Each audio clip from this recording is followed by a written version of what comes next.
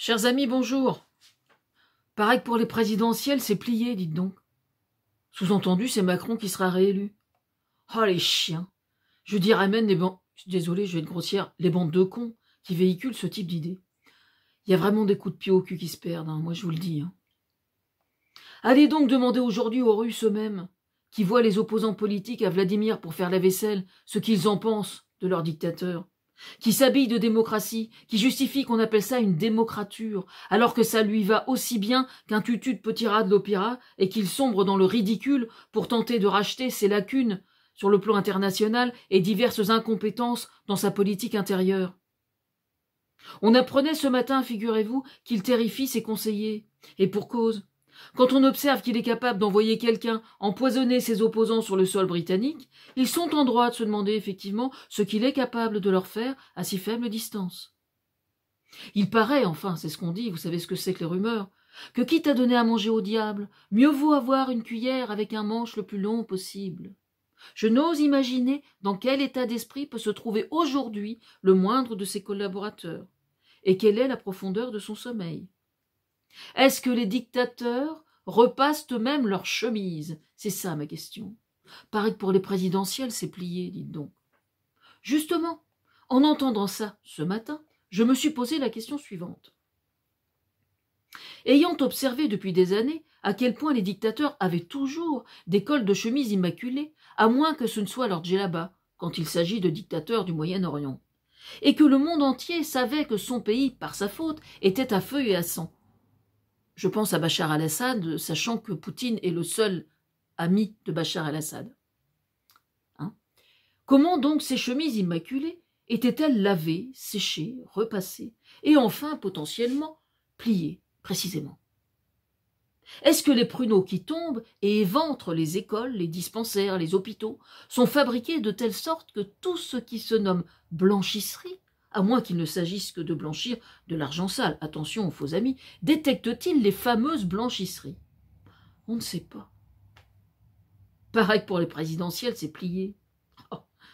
Jadis, en temps de guerre, on allait se réfugier au sein des églises. La population, alors, se croyait à l'abri. On pourrait raisonner pareil dans une synagogue ou dans une mosquée. Enfin, en théorie. Demandez donc à Oradour-sur-Glane ce qu'ils en pensent. Est-ce que les blanchisseries seraient, sait-on jamais, les lieux sacrés d'aujourd'hui, car les seuls étant épargnés par les obus de mortier, car seuls dignes de fournir un linge immaculé aux dictateurs potentiels au détriment de la population? On ne sait pas. Moi, personnellement, c'est moi qui repasse mon linge. Bon, je m'emmerde pas trop, Faut pas charrier non plus, j'ai pas que ça à faire. Je vais à l'essentiel, les chemisiers, et hop, tout le reste, je plie uniquement, et puis hop, roule ma poule. Pour le peu de chemisiers blancs dont je dispose, je fais très attention par contre. Il faut dire aussi que je suis pas dictateur, je suis pas dictatrice. Ce qui simplifie singulièrement le problème aussi, je vous l'accorde. Parce que sinon, j'y connais rien, moi, en armement. Les spécialistes seront assez indulgents sur ce point, enfin, j'ose l'espérer.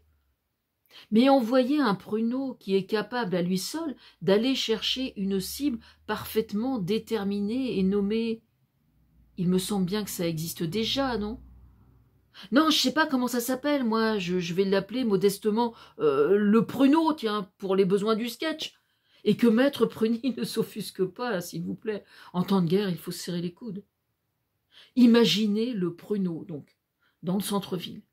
Il est là, en train de chercher sa cible. Et merde, il n'y a que des blanchisseries.